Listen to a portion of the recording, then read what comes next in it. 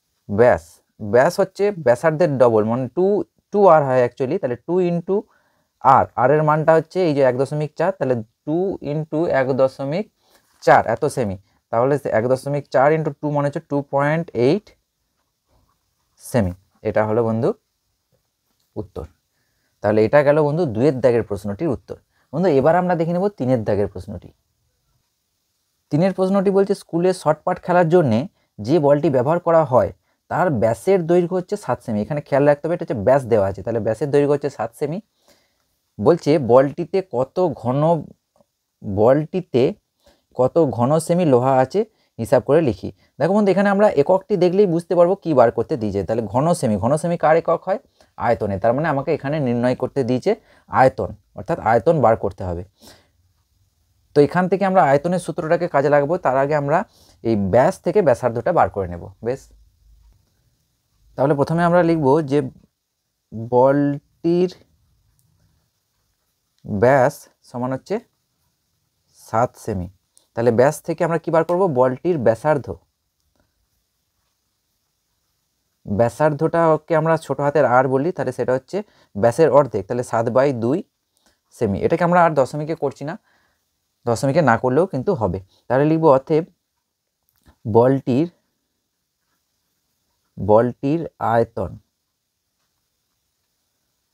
আয়তনের ফর্মুলাটা আমরা আগেই জেনেছি যে আয়তন হচ্ছে 4/3 পাই আর কিউব, এত ঘন সেমি। তাহলে 4/3 ইন্টু পাই মানে হচ্ছে 22/7 ইন্টু আর কিউব মানে হচ্ছে 7/2 তার হোল কিউব, এত ঘন সেমি।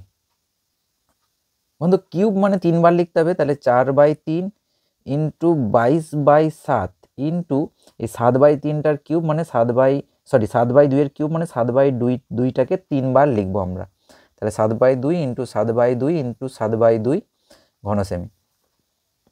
এখন এখানে একটা 7 কেটে গেল, 11 দুগুণে 22, 2 দুগুণে 4 আর 2-এর সঙ্গে 2 ওপর নিচে কাটবে।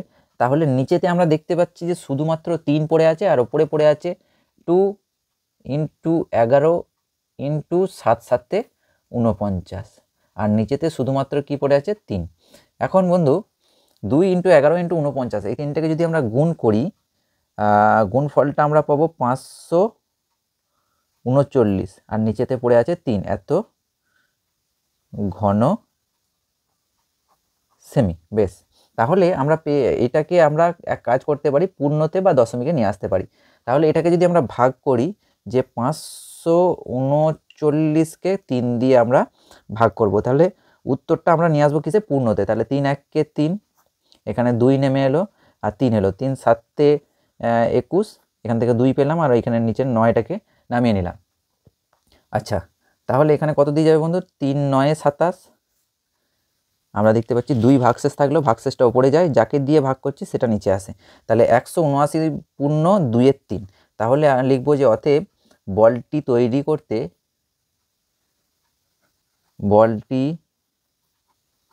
তৈরি করতে 179 পূর্ণ 2-এর 3 ঘন সেমি লোহা লেগেছে বা লোহা আছে, ঘন সেমি লোহা আছে। আচ্ছা, বলটিতে তৈরি করতে নয়, বলটিতে 179 পূর্ণ 2-এর 3 ঘন সেমি লোহা আছে। এটা গেল বন্ধু 3-এর দাগের প্রশ্নটির উত্তর। বেশ বন্ধু, এবার আমরা দেখে নেব 4-এর দাগের প্রশ্নটি। 4-এর দাগের প্রশ্নটি বলছে 28 সেমি দৈর্ঘ্যের ব্যাস বিশিষ্ট একটি নিরেট গোলক জলে সম্পূর্ণভাবে নিমজ্জিত করলে যে পরিমাণ জল অপসারিত করে তা নির্ণয় করো। একটা গোলককে যদি আমরা জলের মধ্যে নিমজ্জিত করে দিই, অর্থাৎ ডুবিয়ে দিই, তাহলে গোলকটার যা আয়তন সেই পরিমাণ জল ও কিন্তু বাইরে উপচে ফেলে দেবে। তাহলে যে পরিমাণ জল অপসারিত করবে সেটা হচ্ছে গোলকটার আয়তনের সঙ্গে সমান। আর এখানে গোলকের ব্যাসের দৈর্ঘ্য দেওয়া আছে, সেখান থেকে ঠিক আগের মতন ব্যাসার্ধ বার করব, তারপরে আয়তন বার করব। বেশ, তাহলে প্রথমে আমরা লিখব যে গোলকটির ব্যাস সমান বলে দেওয়া আছে 28 সেমি। তাহলে এখান থেকে আমরা ব্যাসার্ধ বার করব। তাহলে অতএব গোলকটির ব্যাসার্ধ সেটা হবে, সেটাকে আমরা আর দিয়ে লিখি, ছোটো হাতের আর দিয়ে, তাহলে হবে 28/2 অর্থাৎ ব্যাসের অর্ধেক। তাহলে সেটা হলো বন্ধু 14 সেমি। এখন আমরা বার করব গোলকটির আয়তন। তাহলে লিখব অতএব গোলকটির আয়তন, সেটার ফর্মুলা আমরা জানি যে 4/3 পাই আর কিউব এত ঘন সেমি। তাহলে এটা হচ্ছে 4/3, পায়ের মান আমরা জানি 22/7, আর কিউব মানে হচ্ছে 14 কিউব এত ঘন সেমি। এখন বন্ধু 14 কিউব মানে 14কে আমরা কবার লিখব? 3 বার। তাহলে 14 × 14 × 14, বেশ। তাহলে 7 দুগুণে 14, তাহলে কেটে গেল একটা 14 দিয়ে 2 হলো। তাহলে আমরা দেখতে পাচ্ছি যে ওপরটাতে আছে 4 × 22 × 2 × 14 × 14। তাহলে 4 × 22 দুগুণে 44 লিখে দিচ্ছি, তাহলে 44 × 14 × 14, আর নিচেতে পড়ে আছে শুধুমাত্র 3 এত ঘন সেমি। তাহলে এখানে 4 × 44 × 14 × 14 এই সমস্তগুলোকে গুণ করলে আমরা যেটা পাবো সেটা হলো বন্ধু 34,496, আর নিচেতে পড়ে আছে 3 এত ঘন সেমি। বন্ধু এটাকেও ঠিক আগের মতন যদি আমরা পূর্ণতে নিয়ে আসতে চাই তাহলে এটাকে আমাদেরকে ভাগ করতে হবে। তাহলে ভাগ করতে হবে মানে আমরা এখানে পাশে ভাগটা করে নিচ্ছি যে 34,496 একে যদি আমরা 3 দিয়ে ভাগ করি, তাহলে প্রথমত 3 1-কে 3, বেশ 4টা নামলো, আবার 3 1-কে 3, 1 নামলো, পাশে 4 নামলো, তাহলে 4 3-এ 12, 4 3-এ 12, আমরা কত পেলাম বন্ধু? 2। আর এখানে হচ্ছে কত নামবে এরপরেতে বন্ধু? 9টা নামবে। তাহলে 3 9 27, বেশ, নিচেতে 2 থাকলো আর পাশের 6টা নামবে। তাহলে 3 8-এ 24, 3 8-এ 24, 2 ভাগশেষ থাকলো, ভাগশেষটা ওপরে যাবে আর যাকে দিয়ে ভাগ করছি সেটা আসবে নিচে। তাহলে যেটা আমরা পেলাম যে অতএব কি পরিমাণ জল অপসারিত করবে, তাহলে লিখব যে এটা 11,498.2 ঘন সেমি জল অপসারিত করবে বা অপসারিত হবে। বন্ধু এটা গেল 4-এর দাগের প্রশ্নটির উত্তর। বন্ধু এবার আমরা দেখে নেব 5-এর দাগের প্রশ্নটি। বন্ধু 5-এর দাগের প্রশ্নটি বলছে কোনো গোলক আকার গ্যাস বেলুন ফোলাবার সময় তার ব্যাসার্ধের দৈর্ঘ্য 7 সেমি থেকে 11 সেমি হলে বেলুনটির পূর্বে ও পরে সমগ্র তলের ক্ষেত্রফলের অনুপাত নির্ণয় করি।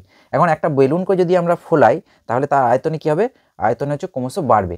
তাহলে প্রথমে যেটা ব্যাসার্ধ ছিল 7 সেমি, তখন আমরা বার করব গোলকটির সমগ্র তলের ক্ষেত্রফল, আর গোলকটার ব্যাসার্ধ যখন হচ্ছে 21 সেমি তখনও আমরা বার করব গোলকটির সমগ্র তলের ক্ষেত্রফল, দিয়ে তারপর সেই দুটির অনুপাত আমরা নির্ণয় করব।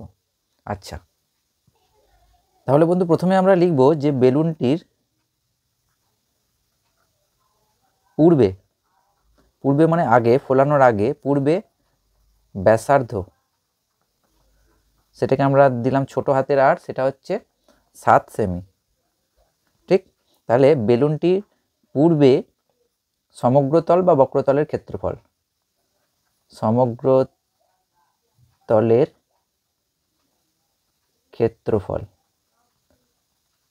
তাহলে সেটা হবে বন্ধু 4πr² বর্গ সেমি, বেশ। তাহলে 4 পাই, যেহেতু অনুপাত বার করতে হবে তাহলে পায়ের মান বসানোর দরকার নেই। তাহলে 4πr² মানে হচ্ছে ইন্টু হবে 7² বর্গ সেমি। এরপর লিখব বন্ধু যে বেলুনটির পরে মানে ফোলানোর পরে ব্যাসার্ধ সেটাকে আমরা দিলাম বড় হাতের আর, সেটা হচ্ছে 21 সেমি। তাহলে লিখব বেলুনটির পরে সমগ্র তলের ক্ষেত্রফল কত হবে বন্ধু 4 পাই, এখানে আরটা কিন্তু বড় হাতের আট দিয়েছি, তাহলে 4 পাই বড় হাতের আট স্কোয়ার বর্গ সেমি। তাহলে হচ্ছে 4 পাইটা রেখে দেবো, কারণ অনুপাত বার করতে দিয়েছে তো কেটে যাবে, সেই জন্য রেখে দিচ্ছি। তাহলে ইন্টু আর মানে হচ্ছে 21 তার হোল স্কোয়ার বর্গ সেমি। বেশ, কেউ যদি মানটা বসিয়ে দেয় অসুবিধা কিছু নেই। তাহলে এবার আমরা লিখব বন্ধু, অতএব বেলুনটির পূর্বেও পরে, অতএব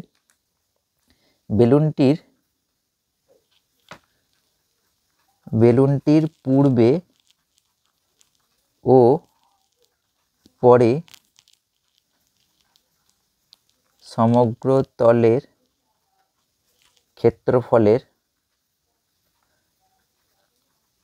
ক্ষেত্রফলের অনুপাত। তাহলে প্রথমে পূর্বে দিতে হবে, তারপরে পরেরটা দিতে হবে। তাহলে পূর্বেরটা বন্ধু 4 পাই 7 স্কোয়ার, তাহলে 4 pi into 7 square is to অনুপাত, সেই জন্য ইস টু, তারপরে হচ্ছে 4 পাই ইন্টু 21 স্কোয়ার। তাহলে যেহেতু অনুপাত, তাহলে একক দেওয়ার আর দরকার নেই, কারণ এককগুলো তো হবে না, কারণ দুটোতেই বর্গ সেমি আছে, কেটে যাবে, সেই জন্য একক বিহীন হবে এটা। আচ্ছা, 4 পাই কেটে যাবে, অনুপাত মানে অ্যাকচুয়ালি বাই, তাহলে 4 পাই কেটে যাবে। তাহলে এখানে থাকবে বন্ধু 7 স্কোয়ার, অর্থাৎ হচ্ছে 7 ইন্টু 7 ইস টু, এখানে 21 স্কোয়ার মানে হচ্ছে 21 ইন্টু 21। এখন এখানে 7 3 21, এখানে 7 3 21, তার মানে 1 ইন্টু 1 হবে এখানে, তার মানে 1 ইন্টু 1 মানে 1 ইস টু, এটা হচ্ছে 3 ইন্টু 3 হবে, তাহলে 3 ইন্টু 3 মানে হচ্ছে 9। মানে বিষয়টা হচ্ছে অনুপাত মানে অ্যাকচুয়ালি ভাগ, এইটা বাই এইটা। তাহলে সেই অনুপাতে যদি আমরা দেখি 7 ইন্টু 7 বাই 21 ইন্টু 21, তাহলে 7 3 21, 7 3 21, মানে এখানে অ্যাকচুয়ালি 3 আর 3 থাকবে, 3 3 9, এখানে দুটো 7ই কেটে যাবে, 1 থাকবে। তাহলে অনুপাতটা কত পেলাম বন্ধু 1:9, এটা হচ্ছে উত্তর। বেশ, এটা গেল বন্ধু 5-এর দাগের প্রশ্নটির উত্তর।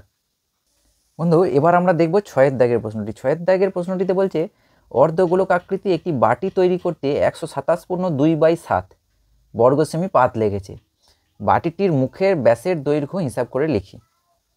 তাহলে এত বর্গ সেমি পাত লেগেছে, বর্গ সেমি মানে ক্ষেত্রফল, অর্থাৎ বক্রতলের ক্ষেত্রফল দেওয়া আছে।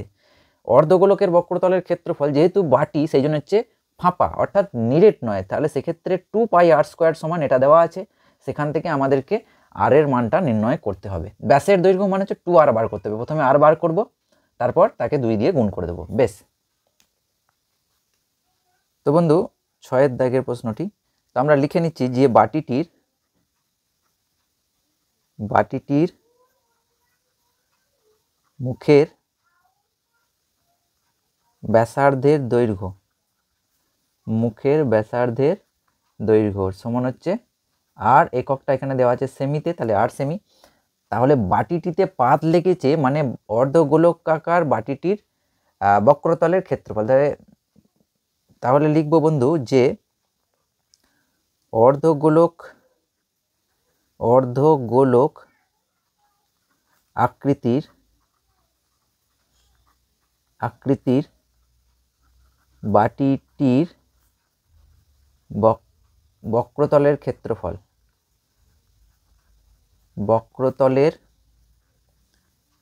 ক্ষেত্রফল সমান হচ্ছে 2 পাই আর স্কোয়ার, এটা হচ্ছে এত বর্গ সেমি। বেশ, তাহলে বন্ধু আমরা সরাসরি লিখে দিতে পারছি যে শর্তানুসারে এইটা সমানই হচ্ছে যেটা দেওয়া আছে, অর্থাৎ 127.2/7। তাহলে লিখব 2 পাই আর স্কোয়ার সমান হচ্ছে 127.2/7। আচ্ছা, 127.2/7 মানে এই 127কে 7 দিয়ে গুণ করব, তার সঙ্গে 2 যোগ করব, তাহলে সেটা হবে ওপরটা। তাহলে এখানে আমরা লিখে নিচ্ছি বন্ধু যে এই দিকটাকে পায়ের মান বসিয়ে দিচ্ছি, তাহলে 2 ইন্টু 22/7 ইন্টু আর স্কোয়ার সমান, এই যে 127কে যদি আমরা 7 দিয়ে গুণ করি, তাহলে সেক্ষেত্রে আমরা পাবো বন্ধু 889, তার সঙ্গে 2 যোগ করলে হবে 891, আর নিচে থাকবে বন্ধু 7। বেশ, তাহলে আমরা বাঁ দিকে শুধুমাত্র আর স্কোয়ারটাকে রাখবো, সংখ্যাগুলোকে ডান দিকে পাঠিয়ে দেব। তাহলে আর স্কোয়ার সমান হচ্ছে 891/7, 7টা নিচে ছিল, ডান দিকে গেলে ওপরে চলে যাবে, আর 2 আর 22টা নিচে চলে আসবে।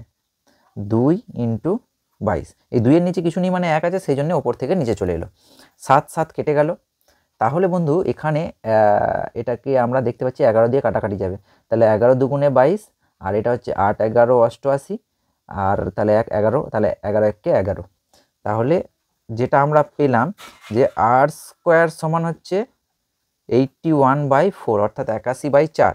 তাহলে বন্ধু এখান থেকে আমরা লিখতে পারি যে r সমান হচ্ছে √of 81/4, 9 9 81, 2 2 4। তার মানে আমরা পেলাম যে r সমান হচ্ছে 9/2। তাহলে আমাকে বলেছে যে এইটা পেলাম যেটা, সেটা হচ্ছে ব্যাসার্ধ, আমাকে বার করতে বলেছে ব্যাস।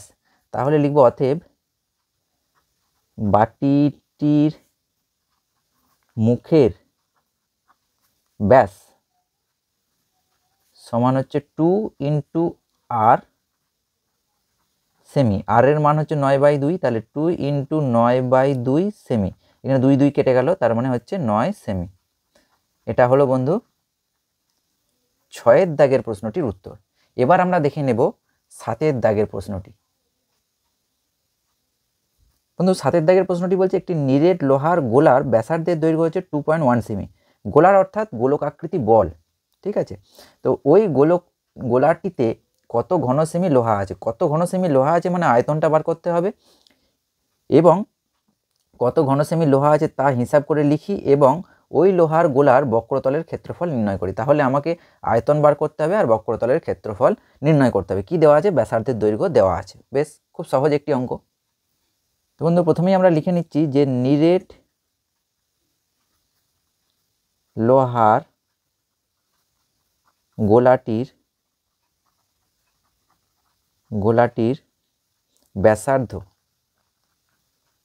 ব্যাসার্ধকে আমরা কি দিয়ে লিখি? আর ছোটো হাতের r দিয়ে, সেটা হচ্ছে 2.1 সেমি।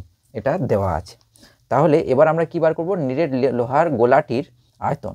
তাহলে নিরেট লোহার গোলাটির আয়তন, কত ঘন সেমি লোহা লেগেছে মানে আয়তনটা বার করতে হবে। আমরা জানি আয়তন হচ্ছে 4/3 পাই r³ এত হচ্ছে ঘন সেমি। বেশ, তাহলে 4/3 ইন্টু পায়ের মান হচ্ছে বন্ধু 22/7 ইন্টু r³ মানে হচ্ছে 2.1 এর হচ্ছে হোল কিউব। এবার বন্ধু আমরা কি করব? 4/3টাকে লিখে নিলাম, ইন্টু 22/7টাকে লিখে নিলাম। 2.1 এর কিউব মানে হচ্ছে 2.1কে আমরা 3 বার লিখব। 2.1 ইন্টু 2.1 ইন্টু 2.1। এই দশমিকগুলোকে সরিয়ে দিয়ে নিচে, যেহেতু একটার পর দশমিক আছে নিচে 10, এখানেও তাই একটার পর দশমিক নিচে 10, এদিকেও তাই একটার পর দশমিক, সেই জন্য নিচে 10। বেশ, তাহলে আমরা যেটা একটা কাটাকাটি করতে পারবো যে 3 7 21, 3 হলো, 3 3 কেটে গেল। তার মানে ওপরে থাকছে বন্ধু 4 × 22 ইন্টু 21 ইন্টু 21, তাহলে 4 × 22 ইন্টু 21 ইন্টু 21। আর নিচেরতে দেখতে পাচ্ছি 1 2 3, তিনটে 10 আছে, তাহলে 3টে 10 মানে হচ্ছে 1000। এত ঘন সেমি। ওপরে 1 2 3 4, এই 4টে সংখ্যাকে আমরা যদি গুণ করি তাহলে সেক্ষেত্রে আমরা পাবো 3 8 মানে 38,808 বাই 1000 ঘন সেমি। এখন বন্ধু এই নিচে 1000 হবে, তাহলে নিচে 1000 আছে মানে ওপরে এই ডান দিক থেকে বাঁ দিকে 3 ঘর পর দশমিক বসিয়ে দিলেই হয়ে যাবে। তাহলে মানে 1000 দিয়ে ভাগ করছি মানে এই সংখ্যাটা, উপরের সংখ্যাটার ডান দিক থেকে বাঁ দিকে 1 2 3 তিনটে শূন্য আছে মানে 3টে ঘর পর দশমিক বসবে। তাহলে 3 মানে 38.808 ঘন সেমি। এই যেটা বলছে কত ঘন সেমি লোহা আছে সেটা বার করতে বলেছে, সেটা হচ্ছে এটা একটা উত্তর। অর্থাৎ আয়তনটাতেই আমরা বুঝতে পারলাম যে কত ঘন সেমি লোহা আছে। এরপর আমাদেরকে যেটা বার করতে বলেছে যে লোহার গোলকটির বক্রতলের ক্ষেত্রফল। তাহলে লিখব নিরেট লোহার গোলাটির, অতএব নিরেট লোহার গোলাটির বক্রতলের ক্ষেত্রফল। নিরেট লোহার গোলাটির বক্রতলের ক্ষেত্রফলের সূত্র হচ্ছে 4πr²। ক্ষেত্রফল যেহেতু সেই জন্য হচ্ছে বর্গ একক, বা এখানে এককটা হচ্ছে সেমি, সেই জন্য বর্গ সেমি। তাহলে এটাকে লিখবো 4 ইন্টু পাই মানে হচ্ছে 22/7 ইন্টু r² মানে হচ্ছে 2.1 তার হোল স্কোয়ার। বেশ, তাহলে বন্ধু এখান থেকে আমরা লিখতে পাচ্ছি 4 ইন্টু 22/7, তাহলে 2.1 এর স্কোয়ার মানে হচ্ছে 2.1 ইন্টু 2.1, এই যে একটার পর দশমিক তুলে দিয়ে নিচে দিলাম 10, এটার ক্ষেত্রেও তাই, তুলে দিয়ে নিচে দিলাম 10, 7 3 21।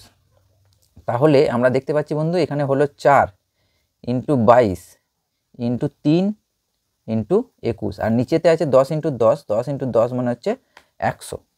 তাহলে ওপরে এই 1 2 3 4 অর্থাৎ 4কে 22 দিয়ে গুণ করবো, তারপরে 3 দিয়ে, তারপরে 21 দিয়ে, টোটালটা গুণ করলে আমরা যেটা পাবো সেটা হচ্ছে বন্ধু 5544, আর নিচেতে আছে 100। তাহলে 100 আছে মানে এই ডান দিক থেকে বাঁ দিকে 2 ঘর পর দশমিক বসবে, তাহলে 55.44 বর্গ সেমি। এটা হচ্ছে বন্ধু দ্বিতীয়টির, অর্থাৎ কত বক্রতলের ক্ষেত্রফল কত, সেটা হচ্ছে এই উত্তরটা।